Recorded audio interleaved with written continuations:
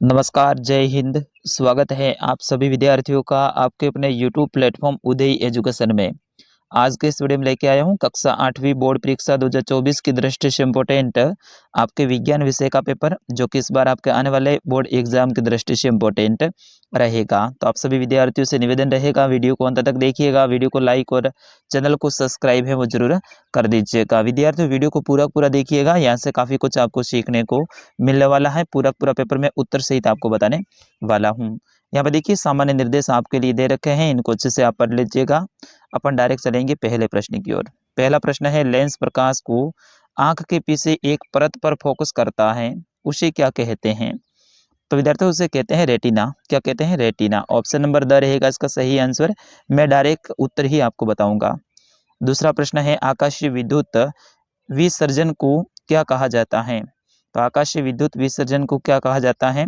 उसे कहा जाता है तड़ित या फिर बिजली। ठीक है ना, तड़ित कहते हैं। अगला है, विद्युत चालन करने वाले अधिकांश द्रव किसके विलयन से होते हैं? तो विद्यार्थियों इसका सही आंसर होगा अम्लों के, क्षारकों के और लवणों के, यानी उपयुक्त सभी। ऑप्शन नंबर द रहेगा इसका सही आंसर। अगला प्रश्न है, प्रश्न संख्या 4, व्यस्त यातायात में ध्वनि प्रबलता होती है।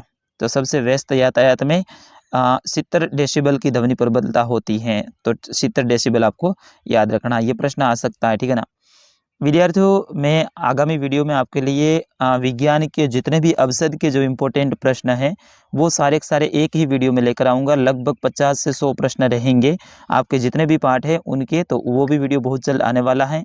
और वो वीडियो देखने के लिए आप चैनल को सब्सक्राइब जरूर कर दीजिएगा। चलिए अगला प्रश्न है, घर्षण एक दूसरे के संपर्क में रखी दो वस्तुओं के पृष्ठों के बीच खाली जगह का विरोध करता है। तो सापेक्ष गति का विरोध करता है। किसका? सापेक्ष गति। फिर उसके बाद में अगला है, किसी चुंबक का उत्तरी ध्रुव दूसरे चुंबक के उत्तरी ध्रुव को प्रतिकर्षित करता है। यहाँ पे प्रतिकर्षित आपको लिखना है। और अगला है कि अग्नाशय इंसुलिन हार्मोन का उत्पादन करता है। किसका? इंसुलिन हार्मोन का उत्पादन करता है। और खाली जगह में अंतिम रहेगा, हाइड्रा में मुकुलन द्वारा नए जीव का विकास होता है। तो मुकुल या फिर मुकुलन आप दोनों ही बता सकते हैं। विद्यार्थियों ये पेपर शॉर्ट में रहेगा, इसमें से कुछ प्रश्न आने की संभावना रहेगी, सारे प्रश्न नहीं आएंगे।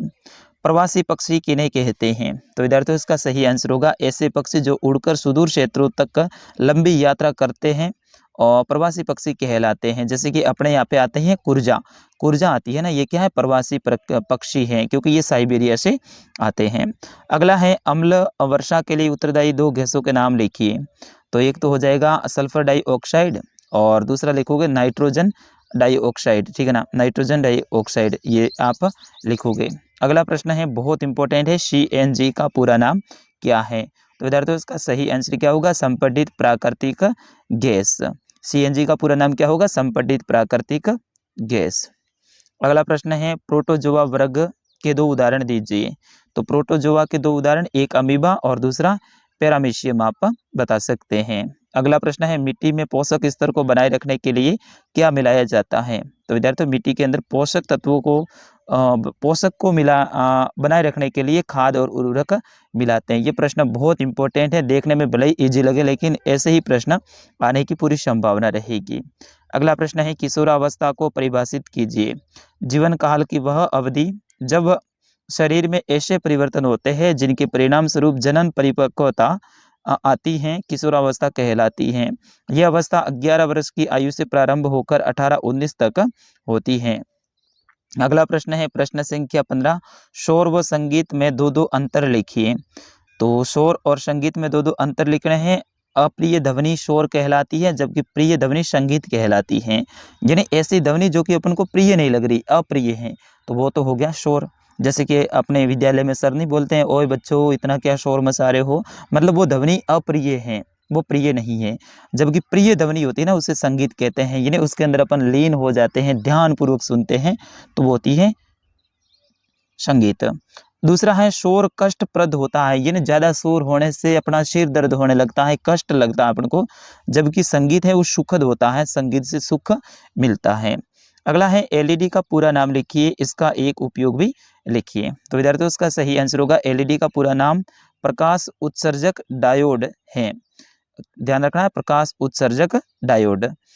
उपयोग दुर्लभ विद्युत धारा प्रवाहित होने पर एलईडी का उपयोग किया जाता है, क्योंकि यह उनमें भी दीप्त हो जाती है, यानी बिल्कुल कम लाइट है ना, तो उसमें भी अपन एलईडी बल्ब को जलाएंगे तो वो जल जाएगी। बाकी जो मेन जो होते हैं ना बल्ब, बड़े बड़े जो वोल्टेज वाले, वो नहीं चलते, लेकिन एलईडी चल जाती है।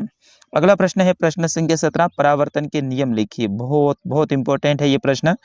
तो आपतन कोण सदैव परावर्तन कोण के बराबर होता है।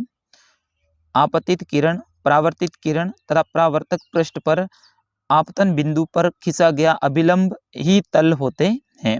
फिर उसके बाद में अगला प्रश्न है प्रश्न संख्या 18, मानव नेत्र का नामांकित चित्र बनाइए। वेरी वेरी मोस्ट इंपोर्टेंट ये प्रश्न रहेगा विद्यार्थियों, अच्छे से याद कर लीजिएगा।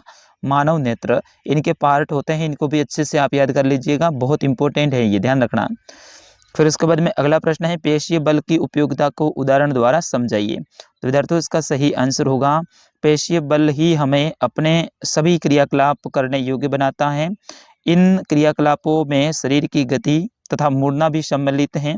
पेशीय बल द्वारा ही पाचन प्रक्रिया में भोजन आहार नाल के आगे की ओर धकेला जाता है।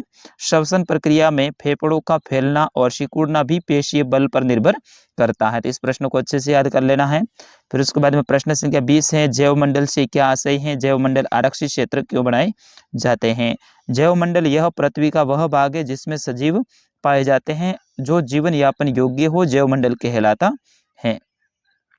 जैवमंडल आरक्षित क्षेत्र यह एक ऐसा क्षेत्र होता है जहां जैव विविधता को संरक्षित किया जाता है, यानी ऐसा क्षेत्र जहां पे जैव विविधता, जिसमें जीव जंतुओं को सुरक्षा प्रदान की जाती है, संरक्षित किया जाता है। जैव विविधता से आशय है किसी क्षेत्र विशेष में पाए जाने वाले सभी पौधे, जंतु और सूक्ष्म जीवों की विभिन्न प्रजातियों से हैं। आरक्षित क्षेत्र में हम उस क्षेत्र की जैव विविधता एवं संस्कृति को सुरक्षित रखते हैं। किसी भी जैवमंडल आरक्षित क्षेत्र के अंतर्गत अन्य संरक्षित क्षेत्र भी हो सकते हैं। पंचमढ़ी जैवमंडल आरक्षित क्षेत्र में सतपुड़ा नामक एक राष्ट्रीय उद्यान तथा बोरी और पंचमढ़ी नामक 2 वन्य जीव अभ्यारण्य आते हैं। अतः आरक्षित क्षेत्र से क्षेत्र पारितंत्र को भी सुरक्षा मिलती है। और फिर उसके बाद में अगला प्रश्न, ये तो वेरी वेरी मोस्ट इंपॉर्टेंट है, मोमबत्ती की ज्वाला का चित्र बनाइए। यानी नाम से ही आपको मोमबत्ती की ज्वाला का चित्र है वो आपको अच्छे से बनाना है, याद करना है। तो इस तरह से आपके 21 प्रश्न जो कि इस बार आपके आने वाले बोर्ड एग्जाम की दृष्टि से बहुत इंपॉर्टेंट रहेंगे। विद्यार्थियों इस वीडियो में से कम 50% आपके प्रश्न देखने को मिलेंगे या फिर मिलने की पूरी संभावना है, क्योंकि इसमें जितने भी प्रश्न हैं बहुत इंपॉर्टेंट हैं ये प्रश्न, और इनमें से ज़्यादातर प्रश्न आपके एग्जाम में आने की संभावना रहेगी। अगला वीडियो बहुत जल्द मैं अवसर वाला लेकर आने वाला हूं, सभी विषय के इस बार मैं अपलोड करने की कोशिश करूंगा, तो आप चैनल के साथ में बने रहें। और वीडियो कैसा लगा कमेंट करके ज़रूर बताएं। विद्यार्थियों हमारा एक और चैनल है, उसको भी आपको सब्सक्राइब करना है, ध्यान रखना है। उस चैनल का नाम क्या है, सक्सेज पेपर, ठीक है ना, सक्सेज पेपर उस चैनल का नाम है, उसको आप जरूर सब्सक्राइब कीजिएगा। मिलते हैं अगले वीडियो में, तब तक के लिए नमस्कार, जय हिंद।